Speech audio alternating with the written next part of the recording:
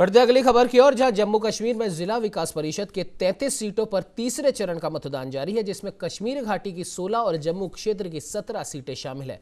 तो वहीं 28 नवंबर से शुरू हुई ये चुनाव प्रक्रिया 19 दिसंबर तक जारी रहेगी, जिसमें कुल 8 चरणों में वोटिंग होगी, जबकि 22 दिसंबर को चुनावी नतीजे घोषित किए जाएंगे। तो वहीं डीडीसी के तीसरे चरण के चुनाव के लिए मतदान लंबी लाइन में केंद्रों पर मतदान करते हुए लोग नजर आए। मिली जानकारी के मुताबिक तीसरे चरण के मतदान के लिए 2046 मतदान केंद्र स्थापित किए गए हैं और इनमें 1254 मतदान केंद्र कश्मीर और 792 मतदान केंद्र जम्मू संभाग में बनाए गए हैं, जिनमें जम्मू कश्मीर संभाग के सभी मतदान केंद्रों को संवेदनशील श्रेणी में रखा गया है। शांतिपूर्ण मतदान के लिए सुरक्षा के भी कड़े बंदोबस्त किए गए हैं और मतदान का समय पहले 2 चरणों की ही तरह सुबह 7 से दोपहर 2 बजे तक रहेगा। साथ ही साथ मतदान केंद्र पर मास्क पहनने और सोशल डिस्टेंसिंग का भी विशेष ख्याल रखा जा रहा है।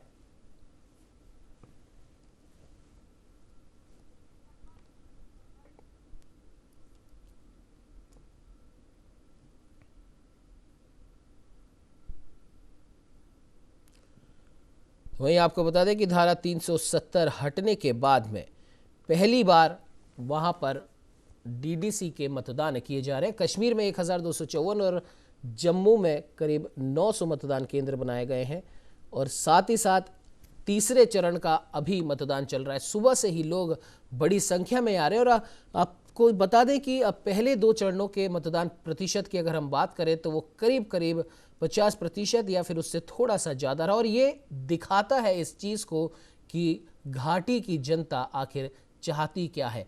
बड़े बड़े दावे गुपकार संगठन की ओर से किए गए थे और उससे पहले भी कई जो वहाँ पर जम्मू कश्मीर में हम अगर बात कर लें नेशनल कॉन्फ्रेंस की या फिर महबूबा मुफ्ती की पार्टी की, तो इन लोगों की तरफ से भी कई दावे किए गए थे धारा 370 के खिलाफ। और उसके बाद में जब इनके ऊपर से हम कह सकते हैं कि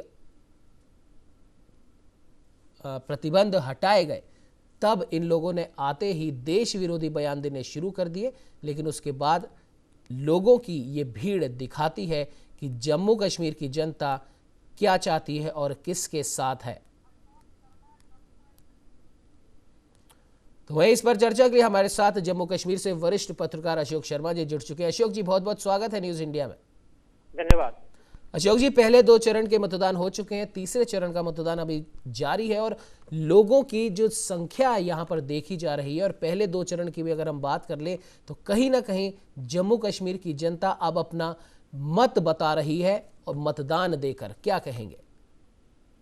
बिल्कुल, आपने चुनाव और जिस उत्साह के साथ इस बार चुनाव हो रहे हैं जी, जिस तरह से लोगों की भागीदारी है वो वाकई में उत्साहजनक है।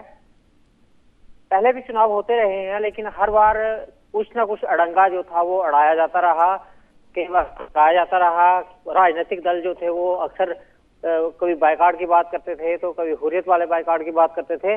लेकिन पिछले चुनावों में जब एनसी, पीडीपी आदि राजनीतिक दलों ने बाइकाट किया था तो उसके बावजूद भी हमारे यहाँ राज्यपाल सत्यपाल मलिक जी ने सफलतापूर्वक चुनाव करवाए थे, जिसका परिणाम ये हो रहा है कि इस बार सभी राजनीतिक दल अपने अपने तरीके से बड़े अच्छे तरीके से चुनावों में भाग ले रहे हैं और लोगों का उत्साह बड़ा सराहनीय है। और लोग जो है इस समय विकास को वोट दे रहे हैं। लोगों को एक ही मन में है कि बेरोजगारी समाप्त हो और विकास हो।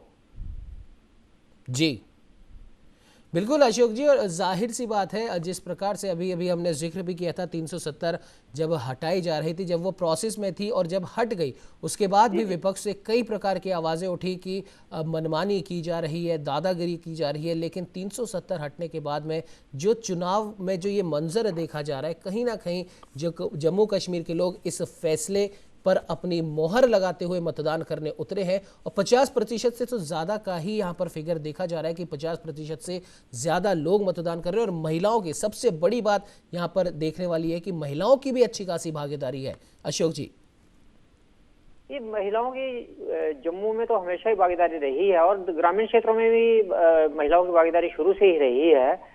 लेकिन इस बार जो है इसमें कोई शक नहीं कि 370 जो हटा है उसका भी एक प्रभाव जो सामने दिख रहा है। लोग कुछ निराश हैं या नहीं खुश हैं तो वो अपनी प्रतिक्रिया जो है वो मतदान के माध्यम से दे रहे हैं, सो दैट के उनके रिएक्शन जो है, जो वो उनकी बात जो है वो ऊपर तक पहुंच सके, वो आगे भी अपनी बात उठा सके, बात कर सके। तो मतदान तो एक माध्यम है ना, जिसके माध्यम से जो लोगों को समझ आती है, जम्मू कश्मीर के लोग समझते हैं। हाँ, दबाव के चलते कई बार कश्मीर में हालात ऐसे बना दिए जाते थे कि आम आदमी जो था वो डर के मारे बाहर नहीं निकल पाता था, लेकिन अब वो खौफ, वो डर जाता रहा है और लोग बड़े उत्साह के साथ जो है वो भागीदारी कर रहे हैं, तो बड़ा अच्छा लग रहा है। जी बिल्कुल अशोक जी, फिर किस प्रकार से देखते हैं, अगर हम एक एनालिसिस अगर करें इस चुनाव का, इस मतदान का, तो इसको आप किस प्रकार से इस पूरे मतदान का लोगों की भागीदारी को देखते हुए, और आने वाले समय में अब लोग खुद, भले ही अभी छोटे डीडीसी के चुनाव हो, लेकिन फिर भी अपने मत का प्रयोग करके, अपनी आवाज़ उठा करके वो अपनी एक छोटे ही लेवल पे सही लेकिन अपनी सरकार बनाने के लिए भारी संख्या में बाहर आ रहे हैं। इसका अगर एनालिसिस आपसे पूछा जाए तो किस प्रकार से इसका एनालिसिस करेंगे?